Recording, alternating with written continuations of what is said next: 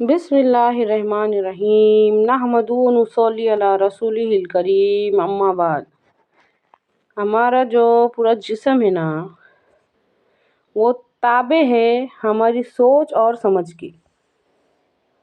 ہمارا جسم، ہماری باڈی تابع ہے، اطاعت کرتی ہے ہماری سوچ اور ہماری سمجھ کی۔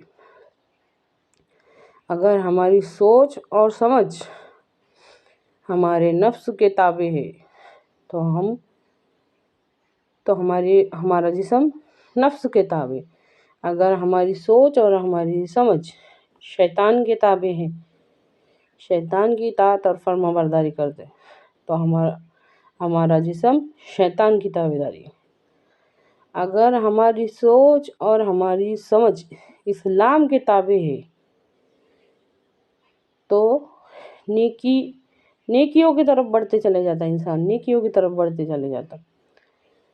اسی طرح اگر ہماری سوچ اور ہماری سمجھ نظام باطل کی طرف ہے تو ہمارا جسم، ہماری باڈی ان کاموں میں لگ جاتی ہے جس کو انسان صحیح سمجھ رہا۔ اچھی طرح سے سمجھیے، انما الاعمال بالنیات، سارے کے سارے اعمالوں کا دار و مدار نیتوں پر ہے۔ نیت کہتے ہیں ارادے کو، صبح سے لے کے شام تک، شام سے رات تک، ہمارے جو دن کے 24 گھنٹے میں سے جس میں ہم جاگے رہتے کن کن کاموں میں گزر رہے، غور کر کے دیکھو کہ ہم اپنے آپ سے کیا کیا کام لے رہے، کیا کام لے رہے۔ صحابہ رضی اللہ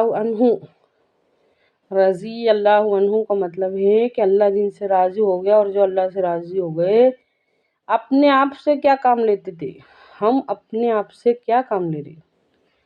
بہت بڑی بڑی باتیں ہیں، یہ سمجھنے والوں کے واسطے بہت کچھ ہے، اور کچھ بھی نہیں ہے نہیں سمجھنے والوں کے واسطے۔ سوچ کے دیکھو، ہمارے ہاتھ پاؤں، ہمارے جو اعضاء جسمانی ہے نا، ہم ان سے نیکی لینا چاہے تو نیکی کر سکتے، اگر گناہ کے کام کرے تو گناہ کر سکتے۔ اس کے واسطے سب سے زیادہ ضروری ہے کہ ہم ہمارے دل کو تابع کریں اسلام کے۔ علم کا مطلب رہتا نالج، معلومات، جانکاری۔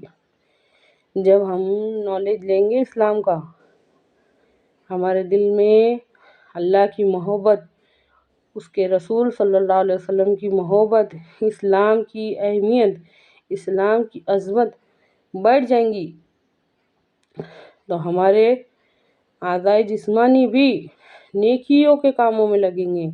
دن بھر کے ہر چھوٹے بڑے کام کس کے کہنے پر ہو رہے، ہماری سوچ اور سمجھ کے حساب سے جو ضروری سمجھتے وہ کرتے، جو ضروری سمجھتے وہ کرتے۔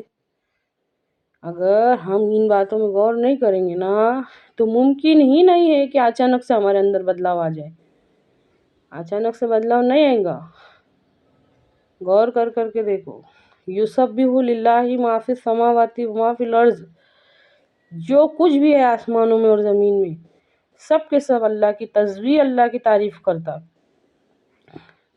بڑے افسوس کی بات ہے، پوری مخلوقات میں اللہ تعالیٰ کی پوری مخلوقات میں سے سوائے انسان ایسا ہے جو نافرمانی پہ نافرمانی کرتا جاتا۔ انسان کے علاوہ جتنی بھی مخلوقات ہیں وہ تو نہ تو حکموں کی نافرمانی کرتی اور نہ ہی ذکر کرتے تھکتے ہیں۔ یسبح للہ ما فی السماوات و ما فی الارض۔ اور انسان ایک ایسی مخلوق ہے جس کو اللہ رب العزت نے سوچنے سمجھنے کے واسطے دل دماغ دیا، دیکھنے کے واسطے آنکھیں دی، سننے کے واسطے کان دیے، اچھے برے کی تمیز دی۔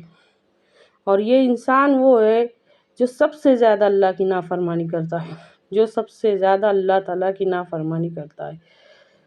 جس کے پاس سب کچھ ہے، سوچنے سمجھنے کے واسطے دل دماغ ہے، اچھے برے کی سمجھ ہے، دیکھنے کے واسطے آنکھیں ہے، اللہ تعالیٰ کی قدرت کی نشانیوں کو، اللہ تعالیٰ کے قرآن اور حدیث کو سننے کے واسطے، اس میں غور فکر کرنے کے واسطے، سمجھنے کے واسطے کان سوچ سمجھ ہے، جس کے پاس سب کچھ ہے وہ نافرمانی پہ نافرمانی کرتے جاتا۔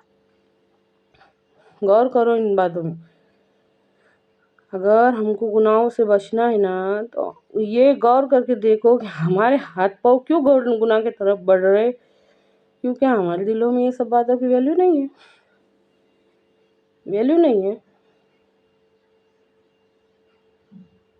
ایک چنگاری لگ جائے کہیں سے، بس کسی ایک بات کلیئر ہو جائے، ایک شمع سے دوسری شمع، دوسری شمع سے تیسری شمع روشن ہوں گی انشاءاللہ۔ یہ جو ہمارے قوم برباد ہو رہی وہ بچ سکتی اگر ہم ان باریکیوں میں غور کریں گے اور ہم علم دین کو بڑھانے کے واسطے زیادہ سے زیادہ کوشش کریں گے۔ اگر ہمارے دل ہی تابع ہو جائیں گے دین کے تو پھر ہماری بھی اور بہت ساری، ہم دین کو پھیلیں گے تو بہت ساری انشاءاللہ زندگیاں برباد ہونے سے بچ جائیں گی۔ مثال کے طور پہ ایک اندھا ہے، گہری کھائی کی طرف جا رہا ہے، اگر بصیرت والی آنکھیں ہمارے پاس ہوں گی، ہم کو خود کو سمجھیں گا کہ یہ کھائی کے پاس جا رہا ہے تو ہم اس کو نہیں جان دیں گے نا۔ اگر سارے کے سارے، اگر ہم خود ان لوگوں میں سے ہوں گے جو خود آگے بڑھ کے کھائی کی طرف جا رہے تو ہم دوسروں کو کیسا نکالیں گے؟ اللہ کے واسطے ان سب باتوں میں غور کرو کہ ہمارا جسم کس کے تابع ہے، ہماری باڈی کس کے تابع ہے، شیطان کے تابع ہے، نفس کے تابع ہے، نظام باطل کے تابع ہے، یا پھر اسلام کے تابع ہے۔